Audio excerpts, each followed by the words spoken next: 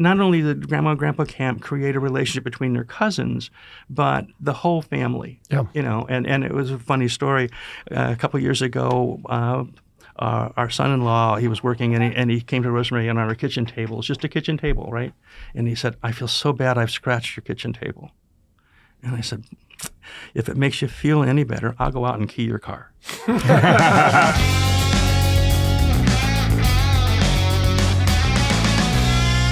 BeatiDudes! Oh, yes, BeatiDudes. Welcome to the BeatiDudes, a show for Jesus-loving men just living their best life together, walking through life with this authentic fraternity, and I am so grateful to be with my fraternity here. My name is Jeff Schiefelbein, and I love being at the tiny table with great men, so welcome to the great men here with me, Nicholas Bezner. What's going on? Everything, and Paul Kolker. Howdy. Howdy, my friend. We have an amazing back-to-back set of weeks here with our guests. I love it. So every week for some ridiculous number of weeks, 200, almost 130 weeks, we have sat here. We kind of sometimes record them back-to-back, but 130 weeks, you've enjoyed us. I know that. I can tell by the 5 stars. Do it, punch it. I can tell that this is going really well for all of you. But every week we sit here with a different friend, celebrity, person of influence. I don't know what you even call all these people. And today we're about to set the world record for coolest BeatiDudes granddad to ever be on here. Now, I don't know if any other granddads have been on here. This is the coolest one. That's right. Yeah, and I can prove it. There's a book to prove it. So we're going to welcome to the show right now, who's sitting between us, Michael Greene. Mike, welcome to you. Thank you so much for having me. That sounded like maybe not thank you so much. That was I'm regretting every decision that has led me to this point. I've been alive for decades, and this is what it came to? Yes, Mike, this is what it came to. They did tell you when you wrote the book we're going to talk about that you have to make a lot of sacrifices to get your name out there. They did. Awesome. Well, thanks for being here. And all joking aside, how old are you? I am 80 years old. That's not a joke. That's a big deal. Yeah. You're the oldest person to ever be with us, ever. Wow. On the show. On the show. He's like, is that a compliment? I should be able to make it through the whole show. Well, I was thinking about this. If you fall asleep, I'm okay with that. You wouldn't be the first person watching the show to fall asleep. Just the first guest. First participant. Listen, you probably know this by now, but Paul is an amazing voice actor. What we'll do at that point is Nick will grab onto the back of your hair and move your head around. And ventriloquist him. Yeah, and Paul's going to speak for you. Paul, Mike, what was it like? What was it like when the good old 50s came around and everybody had a perfect family? Well, I was a teenager, so things were pretty good. Actually, I wasn't quite a teenager. It was a little before that, but we were skipping rocks and collecting bottles of glass to trade in for 10 cents, which nowadays is worth about $50. I sound amazing. Mike, we've been accused of not letting the guest speak. We're literally speaking for you. Oh man. Oh man. Mike, what do you got going on? You haven't laid up once. You are out there hustling. You wrote a book. We did. Rosemary and I wrote the book. I think it was very important because I have to tell you a funny story. Please. When we first started, we decided that we would tell our story because we have this amazing relationship with our granddaughters. We have 8 of them. The oldest is 30. The youngest is 12. And we've had 2, then 4, then 6, then 4, and now 2 that come for a week and spend a week with us, just the girls and us. Yeah. And so we've had this amazing relationship with them, and we wanted to share our story, not because we're the only ones who've ever done this, but because we have this great relationship, and we would like people to take what we've done and make it their own. We have this amazing relationship that we have with them. We go to college with them and visit. They show us their friends and around the school. In fact, when the youngest ones who live in Portland were able to come physically to the school, to the camp for the week, college girls showed up for the weekend to be with them. Oh, cool. So it's fun. it's that kind of relationship. So Yeah. the first story I wrote, and then we wanted it to be a one voice. So we each wrote a story, but then we worked on it together. Yeah. And I read the story to Rosemary and I said, "What do you think?" She said, "Well, that's not how I remember it." And that's how our journey started. Yeah. Love it. And so the book is called? The book is called Grandma and Grandpa Camp, Inspiring Stories to Strengthen Generational Bonds. I'm going to show this off for our peeps Yeah. here. You don't have to be a grandparent to enjoy this either. I'm going to hold this to the wrong side. Listen, I'm just going to hold it like this. It'll come up eventually. The wrong one. Okay, this is the book. And you got some people going down the slide and into the pool here. This is an awesome picture of you and Rosemary on the back. It's very Milli Vanilli with the pose there. I love that. We do every year. We do a camera day, and we call it a picture day, and the kids love it. And we go to J.C. Penney's, and they love having us there. Awesome. And that's You do like the family portraits at J.C. Penney. I love that. we do. Yes. Well, and that one is very special. And I'll hope that I can get through this story. Please. We're looking right now at a picture on page 51 for those of you following along. The book isn't even out yet, but It's in the section called I Wear Pink for Grandma. Yeah. Okay, tell us about this. So we, because we have different families and they have different ages, we have to plan Grandma and Grandpa Camp, the date back early, like in January. Okay. So in this particular year, it's in July, and the month before we are about to have Grandma and Grandpa Camp, Rosemary gets a breast cancer diagnosis. Now, luckily, she's had it twice, and she is a survivor. She's great. It was caught early. Everything was be fine. So we told the girls, but we may not be able to do Grandma and Grandpa Camp this year. And they said, no, we're coming. And if Grandma has surgery, then we're going to take care of her when she comes home. So every year we have one of the girls draw a picture on the shirt, and then we have it printed, and it's got the year on it, and it's the shirt, and that's kind of special. And every one of them has done it multiple times. That year, they had another shirt made that we didn't know about. The one you see there. I need to look at this shirt. Survivor. And I wear, and they all say, I wear pink for Grandma. Oh, my goodness. That's powerful. So I don't normally tell that, because Rosemary has to tell it, because I'm not very good at it. You're good at it. You got stories on every one of these pages, don't you? We do. Yeah, we just, and it was interesting because all the girls also wrote something. Each one of the girls wrote something in the book. So we have a chapter where each one of them has their story about what Grandma and Grandpa Camp meant to them. Oh, that's powerful. And so the parents said, well, wait, if they have a chapter, we want a chapter.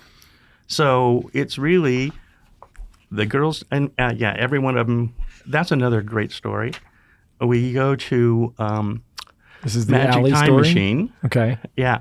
And 10 years ago or more, there was an artist there by the name of Sammy, and he drew these caricatures for like $5 a piece, right? Nice. And then, well, that's fine. We had 4. But then 10 years later, we have 2 more that we need. He's still there. Now he wants $10. You know, Inflation. That's actually why they call it the Magic Time Machine. You went back 10 years. He was just still there from the night that you had originally gone He there. probably was. And he's just a great guy. But we had the 2 oldest ones, which we didn't have a picture of. And we wanted a picture for every one of them in the book, right? So we found a picture of the older 2 when they were little and with us, and took it, and he made another caricature for those 2. Wow. So, so it's just all of those kinds of different things that we've done. Pandemic, we said, girls, we can't do it during the pandemic. And they said, yes, we can. And so they came. The shirt that year had viruses all over it. and what we had to do is we had to verify that the viruses were okay for young women to be wearing. So, we had some chalk, so we did a mural on the back fence. We had neighbors put things out in the yard and did a scavenger hunt, and just did all kinds of things with them. And we've had really good friends one of them is an artist. And so we spent a couple of days with her, with the girls, and they worked in the clay, and she fired it. And then we had another friend who is a pilot, and he took us a couple of years ago over to Fort Worth, and the girls actually rode in and flew a helicopter, not a real helicopter, but the training helicopter that you... The simulator? Simulator, there you go, thank you. See, when you get old, you can't remember all the words. Yeah, I was just picturing a remote control helicopter that they got inside of. Which sounds just like a helicopter. And the chief pilot sat next with them. That's which cool. is amazing. Oh, that's fun. Yeah. So we've had a lot of great people. We do Super a backyard movie, and they helped build the fence in the old days. And just so many memories. And so as we wrote the book, of course, we've got 1,379 pictures for each week.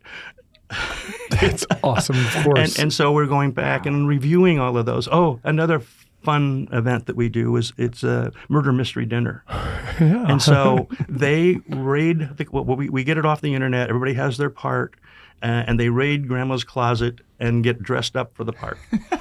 And then we figure it all out. And we all guess who's going to be the loser or who's the murderer. And it's usually Grandma, but this last year, Grandpa was the murderer. Oh my goodness. Uh-oh. We should have seen the twist coming. Yeah. I liked what you first said. We're going to pick the loser. Yeah. That's actually just what the BeatiDudes does. It's you. Hey, so you wrote this, and I think what you said at the beginning was great. Like, we're not the only ones doing cool things like this, but we wanted to, capture this. But there's also a little bit of, like, inspiring other people to do this, right? Yes. I mean, this is about kind of the teaching, or at least, like, the get up there and go. Yeah. 2 comments. 1, you don't look 80. You look old. I'm not going to take that away from you. I'm not. So good at compliments. Thanks. But he doesn't look 80 at all. No. I mean, I would have guessed like 67 or something walking in. Yeah. What are you doing? Yeah. What's your secret? Camp? Well, my secret is that my mother's 102. Oh, so good genes. Yeah. My goodness. And she has enough, her short-term memory's not real great, but she still knows who I am, so There you go. good with me. Yeah. All set. Wow. We don't do 102. repeat guests, but in 22 years, I'd be happy to have you back on the show. I have to tell you, my mom had surgery a few months ago, and the doctor asked her, well, do you have a goal? And she said, well, no. He said, well, Moses lived to be 120. She said, well, then I want to be 121. And I'm thinking, I'll be 99. Wow.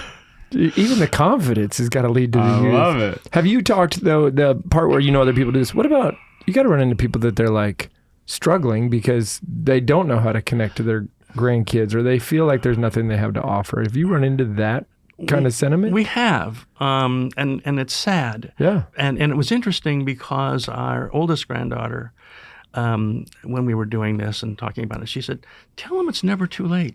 Just invite them over for dinner. And it's just, we were we went out east to see the leaves turn, and we got there way early. So it was really pretty green. which was very pretty green. Don't get me wrong. Yeah. But on the train that we were going on, one of the couples was talking about they had a couple of grandsons, and they would ride their bikes by their house all the time, but never stop in. Mm-hmm. And I didn't want to say, well, we got 8 granddaughters, and they call us all the time. Mm-hmm. And in fact, our one granddaughter, one of the things they love doing is going to tea. And so when on her 16th birthday, she asked if we would host her 16th birthday, and she and Rosemary put together a tea party. We invited her friends over, and we served the tea, and I was the waiter kind of thing. And you talk about the teas, and I said, well, the last tea was Earl Grey, and that Earl Grey was an English explorer, and he found these leaves in India, and that's why it's called Earl Grey. Now, the truth is, I have no idea. But it sounds good. But you never let that get in the way of a good story. You had me. I was like, oh, yeah, like the Earl of Sandwich. Yeah, exactly. The guy who created the sandwich. Same kind of guy. Yeah.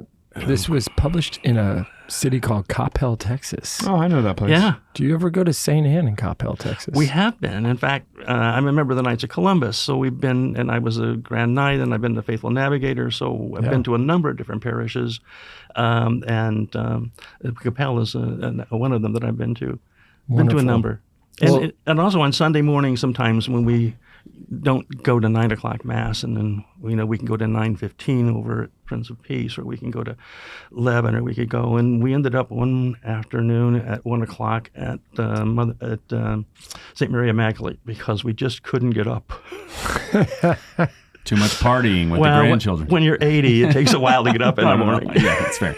That's fair. So Grandma and Grandpa Camp, is there an actual physical camp, or is it just like the concept? It's a concept. Got it. Yeah, they come to the house. Yeah. In fact, we have just 3 rules. 1 is you have fun. 2 is we have a swimming pool, so it's swimming every day. And 3 is no parents allowed. And it's funny. We had another funny story is that Lindsay, who's our second oldest, when she was about 3, her mom comes up from Austin, drops the girls off, and then stays the night and goes home on Saturday morning. And Lindsay comes out, and she sees her mom in the morning, and she starts to cry. And she says, "Honey, you love Grandma and Grandpa Camp." She says, "That's not the problem." I said, "Well, what's the problem?" She says, "You're still here." Breaking the rules. Unbelievable. Breaking the rules. I think you should have BeatiDudes camp, and the 3 of us come and we have to have fun and swim. Just the 3 of us hang out with you and Rosemary. Yeah. I'm in. Be awesome. We'll take this table out there. Yeah. And have another conversation. There you go. Yeah, and duct tape. Oh my gosh, Go on. the kind of things that you can do with duct tape, and not besides just taping Grandpa to the floor. They they didn't do that. They didn't do that. I made that up. Okay. It was the wall. It was a wall. Yeah. No, they made purses. They made caps. I mean, so the craft kind of thing. They became very close friends, not just cousins. And they call one another for homework from different cities. And when our daughter here in Prosper, she finally decided what college she was going to, or university. She's in Alabama. She called her cousin first before she told her mom where I was going. No. Wow. Yeah. Man. And so one of the things, when we read the girls' stories, we thought, wow, we got to up our game because they really wrote a good job. And one of the things they talked about is they enjoyed the free time to get to know one another. And even the sisters said, I got a different perspective from my own sister. So they became close friends as well as cousins. If my kids listen to this, they will duct tape my parents to the ground. My kids think it's so cool when they go to Grammy and Grandpa's house, but they also tell me that they're going over there to babysit. They're not. No. But maybe it's because I've said, hey, listen, your grandparents, they're getting older, so you have to take care of them. So I think maybe they've convinced themselves that they're babysitting my parents. Yeah. Which if that gives them responsibility and they stop acting like hooligans, go for it. Yeah, sure. Yeah. Actually, I like the hooligan stuff. I encourage it. Dude, that is your DNA. Yeah, it's pretty awesome. Yeah, our daughter talks. It says that one of the things we have to do when they come back home is to explain to them that M&M's is not a breakfast food. Camp is over. Yeah. You have a phrase here. Can you talk about this? It says, "There's no magic formula, but the magic will happen." This is on the bookmarks, right? Yeah. Tell me about the magic happening. So one of the things that people wonder is, well, how do you come up with all these ideas? And you really, it's pretty simple. You just kind of treat yourself as a visitor to your own town. And there's all kinds of things that we have here and in Fort Worth. Like go do the things that somebody visiting would do. Exactly. And then also don't forget just to have some free time. And the one thing that I've always found is that when a group of people get together and they have a meal together, by the time the meal is over, they're all comfortable with one another. They're all friends with one another. So having meals with the girls and us is very important. It's time, and that's time. They always want to know. Tell me about the trouble that my mom and dad got into when they were little. And so there's always that kind of. So now you have this relationship. They know us. We know them. A very touching story is that my granddaughter, who's now 30, they're living in Boston for a couple of years while her husband finishes his postdoctorate at MIT. And it's the only reason to go to Boston, by the way. Yeah, well, that's kind of what they thought too. Well, it's good to go there in the fall, but just not too early. Yeah. These are green. They're very green. Very nice. green. That's your last green. name. Yeah. I'm sorry? Isn't that your last name? Yeah, exactly. It's a curse. Yeah. Green yeah. leaves. Well, but we have all the E's. We got have it. multiple E's. You got all the E's. Exactly. A life of ease. Yeah. Oh, nice. So she's calling us and telling us that he wanted to be a professor, but the funds are not happening at universities, so we're trying to find a job that he'll enjoy, and she has to come back to Houston for her job. She's been working remotely for a couple of years. They got to find an apartment, and she's just kind of down. And I said to her, sweetheart, when I look back at my life, I can see God's footprint all over it. And so we hung up. And then we sent her a birthday card, and she called, and she thanks us for the birthday card. And she said, "Do you remember that conversation we had?" She said, "Well, Ben's got a great job. We've got this great apartment. They're moving us back to Houston. And I remember our conversation." And so, it's those kinds of things that we have that relationship with them. That's success, brother. Yeah. And so you can have impact. Yeah.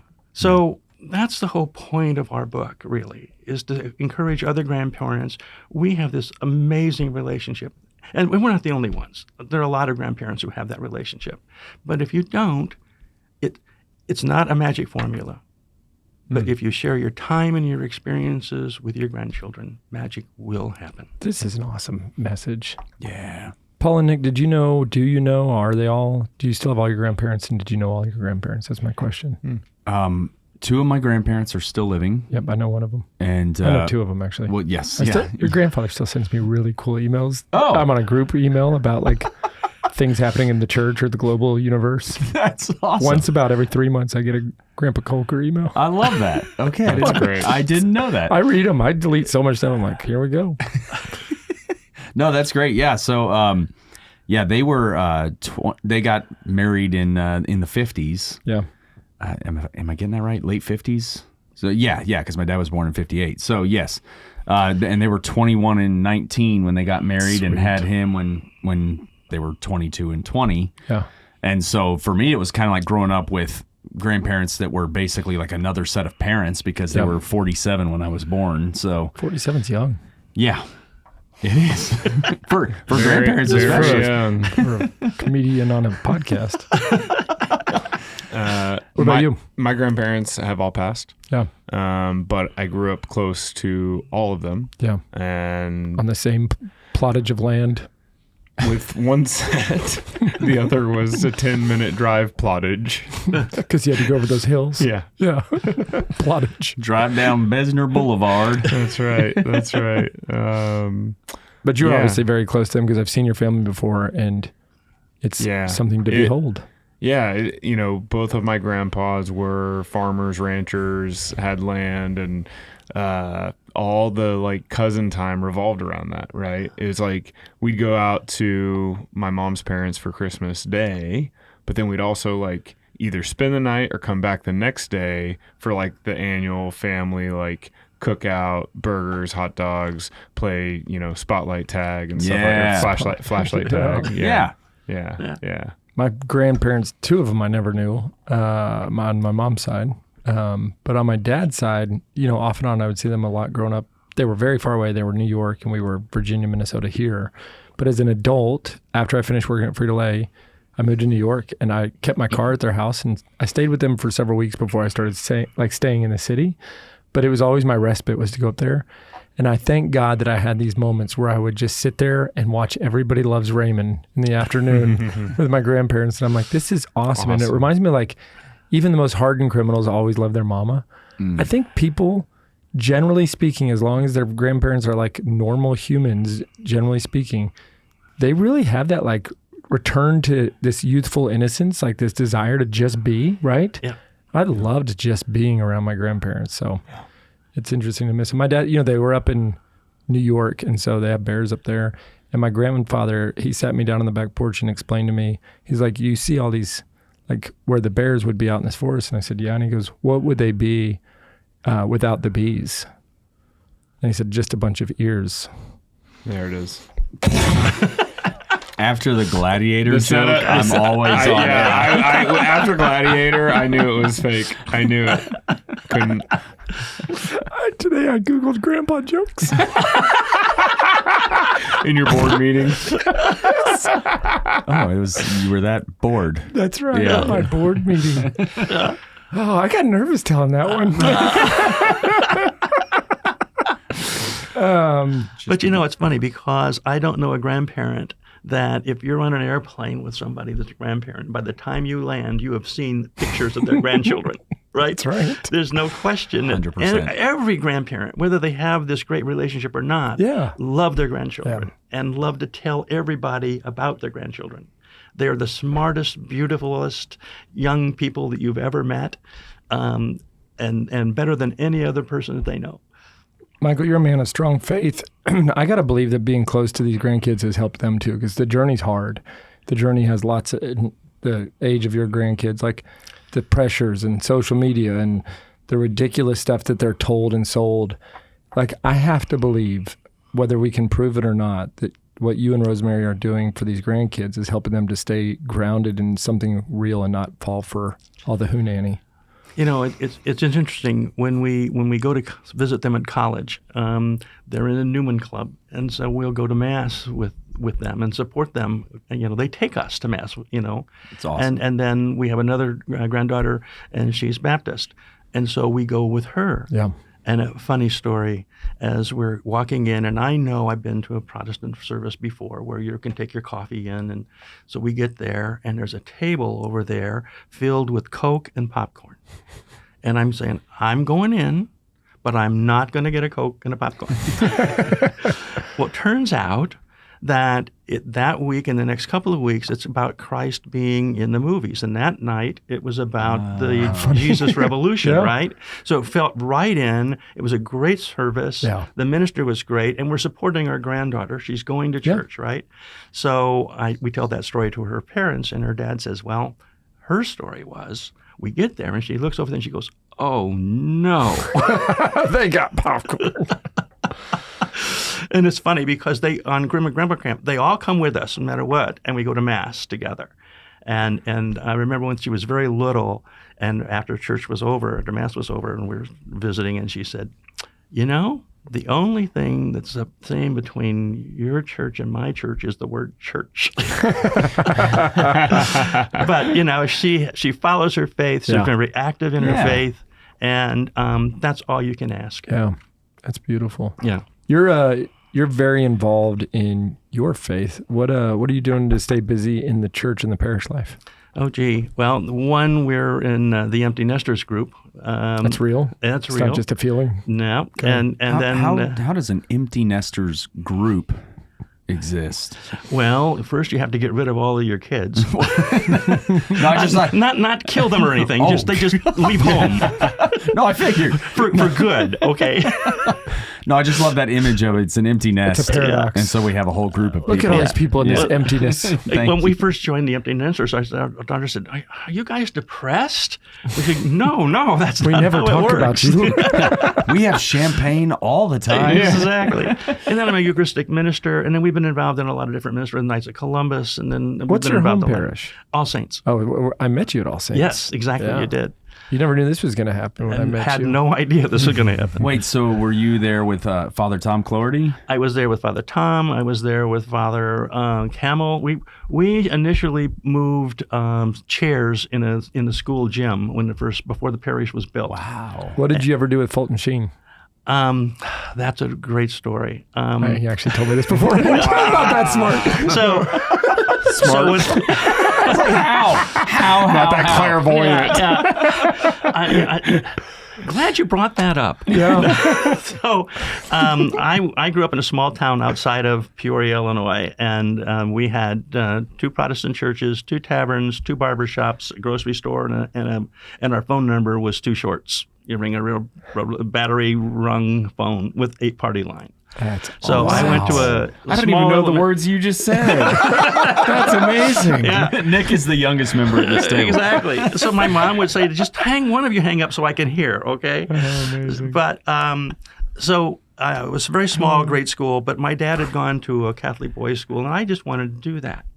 And so while my friends all went one way, I went another. And it just so happened that that was the school that I went to, the high school I went to was the same school that Bishop Fulton Sheen had attended. Wow. And he came back every year to speak for us. And so the girls' stroll was across the street. So he'd give us a half a day off, and he'd give them a whole day off. Wait a minute. Don't understand how that worked, but that's okay. Wait a minute. And then when I graduated, you. it was his 50th anniversary of his graduation. So he was our commencement speaker. Wow. And I, to this day, still remember some of what he had to say. And that affects, as I told Jeff, how I am a Eucharistic minister. When I am the host minister, when I give and when I hold the body of Christ in my hand and I give it to the person in front of me, I make certain to touch their hand when I give it to them. I have this amazing gift, and you just don't drop a gift in people's hands. So I touch their hand when I give them the Eucharist. Wow. Yeah.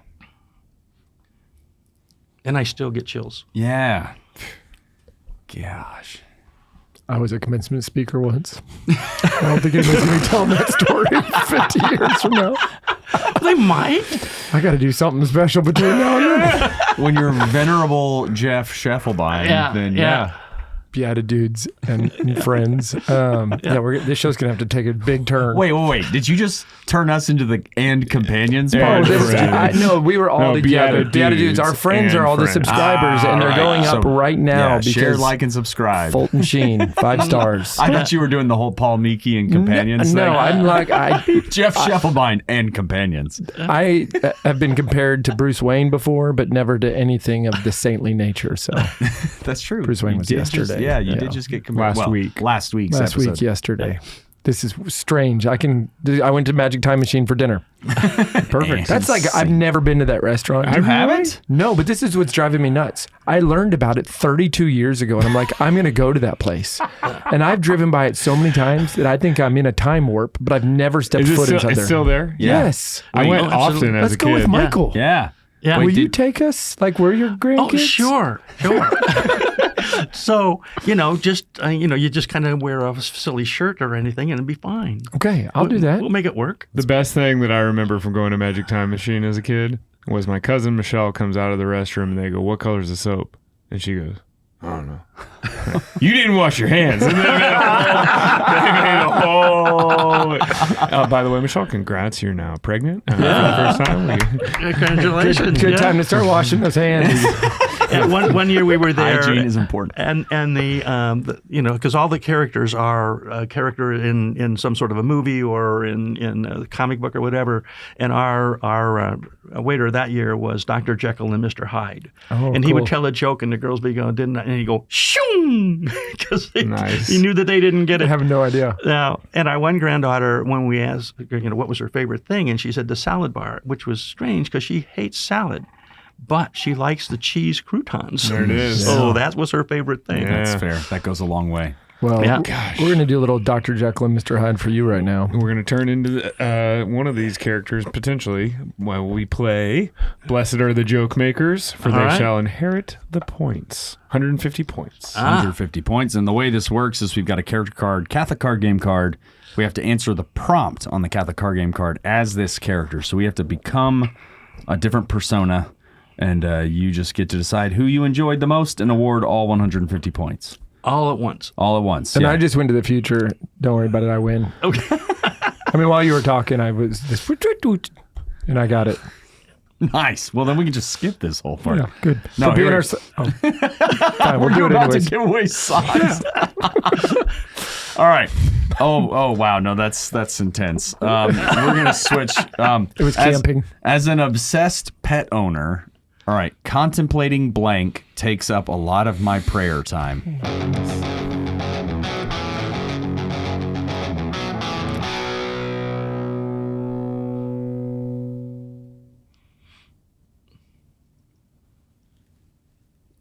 As an obsessed pet owner, golly, I love sparkles so much. And I wonder if St. Francis would have liked sparkles as much as I do. I took him to the blessing at the Catholic Church. They don't have that blessing at my church, at the Baptist church. But we went to the Catholic Church, and then after that we went and watched a movie, Jesus Revolution, at my church. We went from confession to concessions. It was great. Nick?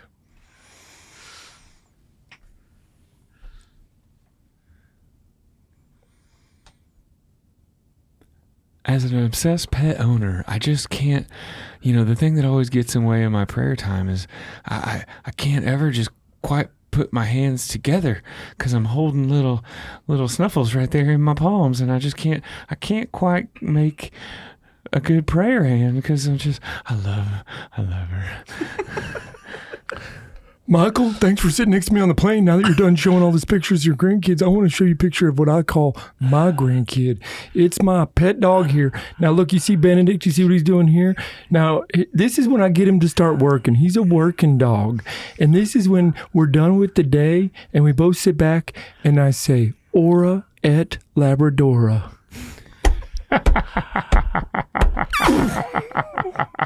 What did I tell you about the future? Who wins? Wow. Well, number one was Latin, which is not my favorite thing, I have to tell you.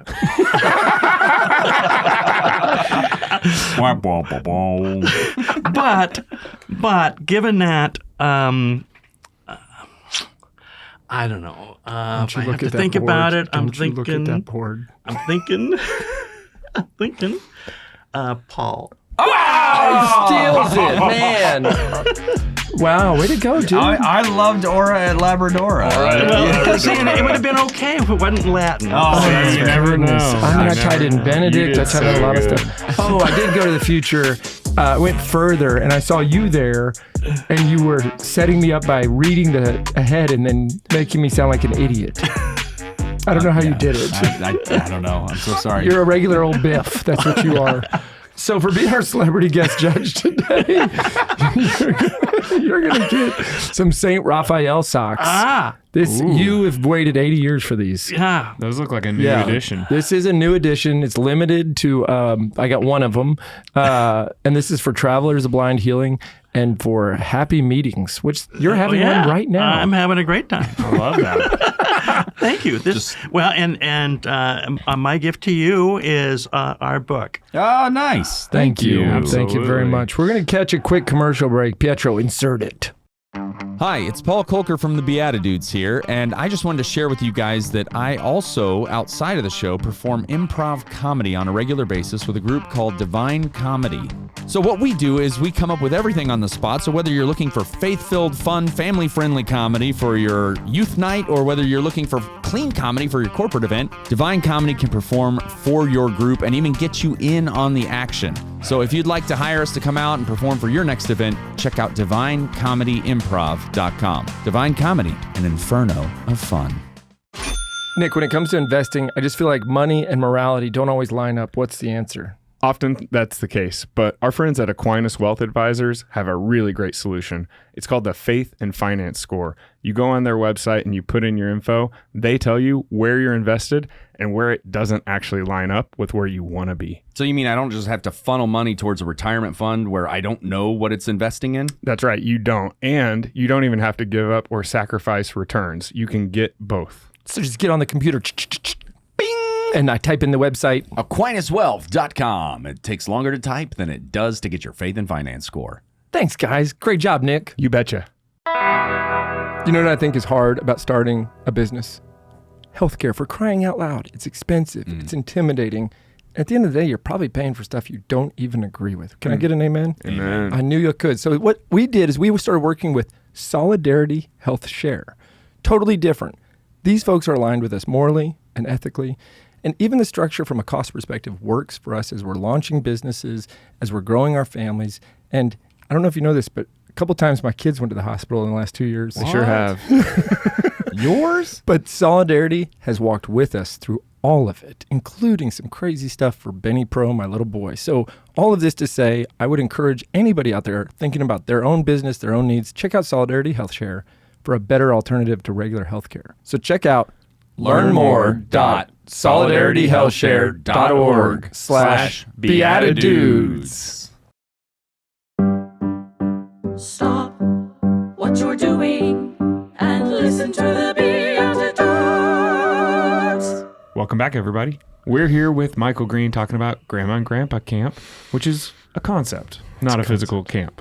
But man, what a fun first segment there, Mike. I think I want to know, like, of all the stories that made it into the book, like, which one is your favorite?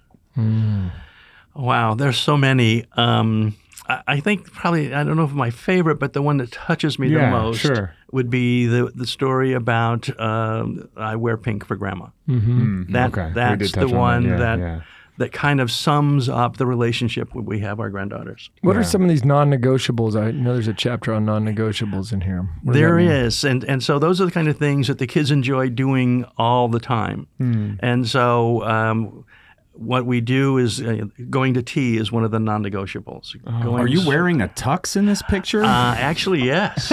I would get dressed up in my tux. Yes, we would go to high tea. In fact, one of the favorite places we went. It just takes a little effort, people. Come on. Yeah, exactly. A little fun, a little We get pizzazz. dressed up, and then they like the movie night outside, and they love the cool. and they love doing the murder mystery dinner. Sure. And so all of those kind of things we kind of schedule. When the kids got older, we decided, look, we'll make this big long list of things, and they can choose. We'll do these are the non-negotiables, but then we've got some other things, and they decided to do them all.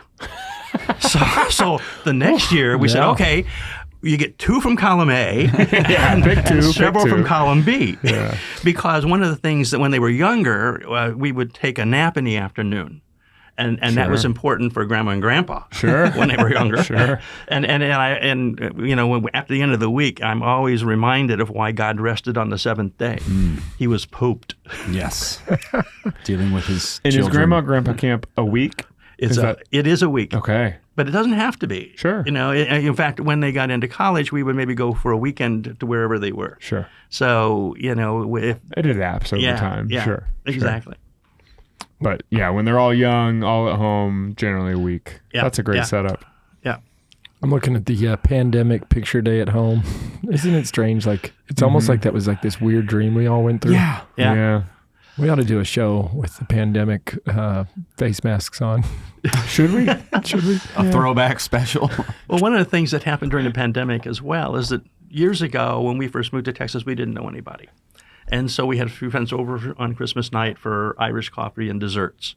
And Rosemary and the kids made desserts, and I was the gopher. Go to the store because I forgot something, right? And you would not want me making your cookies.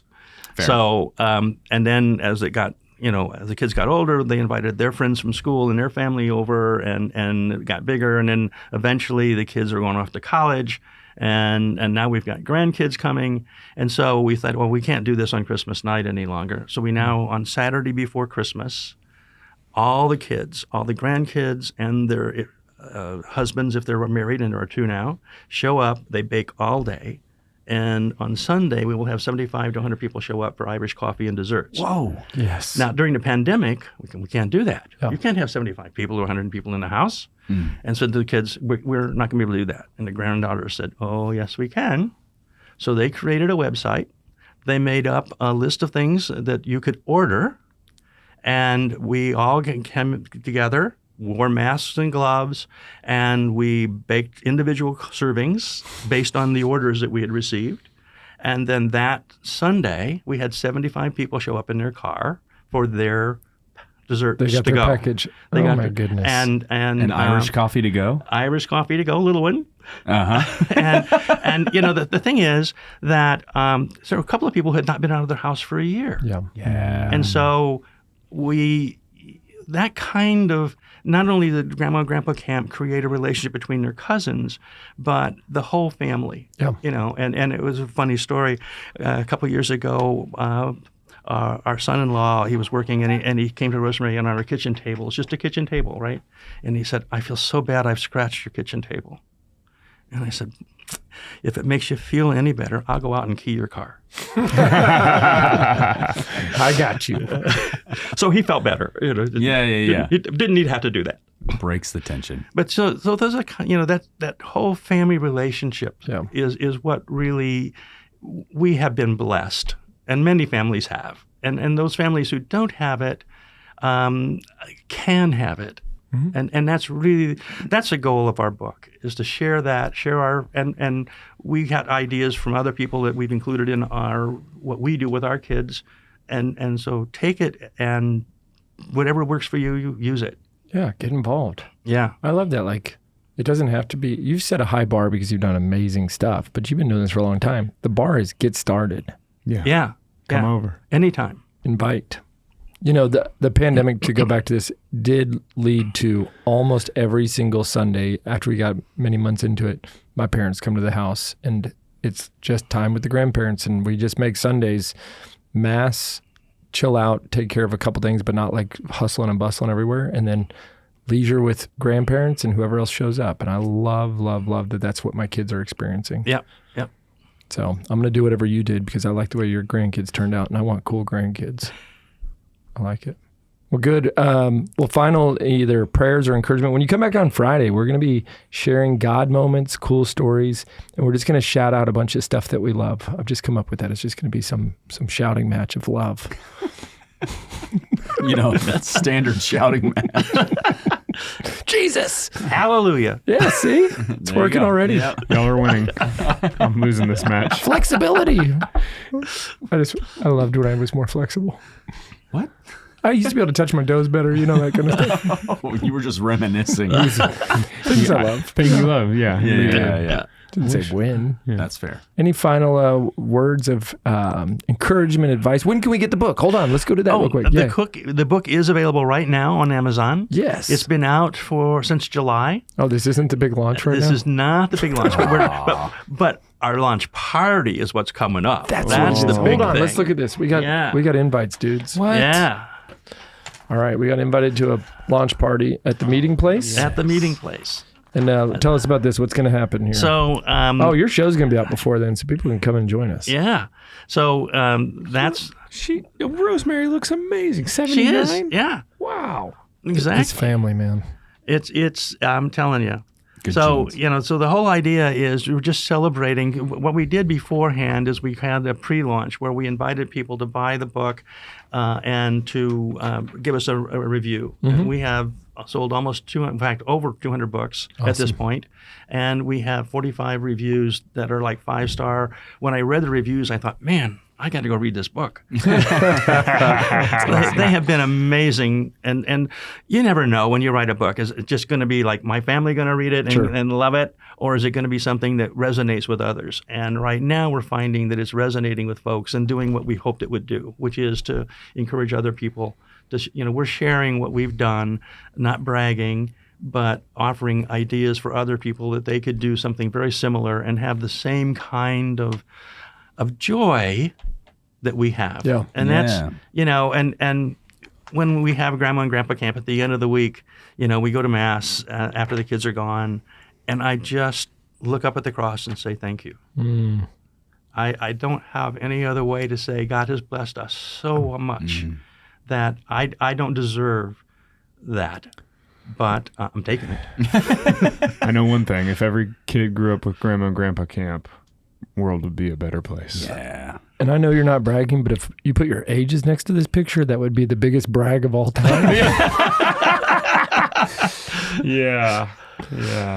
All right, friends, we're going to see you at the meeting place. Come join us for the launch party on September 16th. Come to Dallas, Texas. You don't even have to live in Dallas. You can fly in town. You can. Yeah. We'll get you a free office space for the day. If you come to Grandma and Grandpa camp from out of town, we'll hook you up with BeatiDudes Plus, which just means we're going to give you a sticker. This has been a true blessing for us. So can't wait to hear more about the launch, to continue to celebrate grandparents everywhere and to celebrate our own and become great ones if we get the chance. So with all that, we're going to see you on Friday. And for the rest of you, we shall see you in the Eucharist. God bless. God bless. Thanks for tuning in. If you'd like to join us at our undersized table, subscribe to the video version of the show on YouTube by typing @ that's the symbol @, so shift and 2 on your keyboard, @the_BeatiDudes on YouTube. We'll see you there.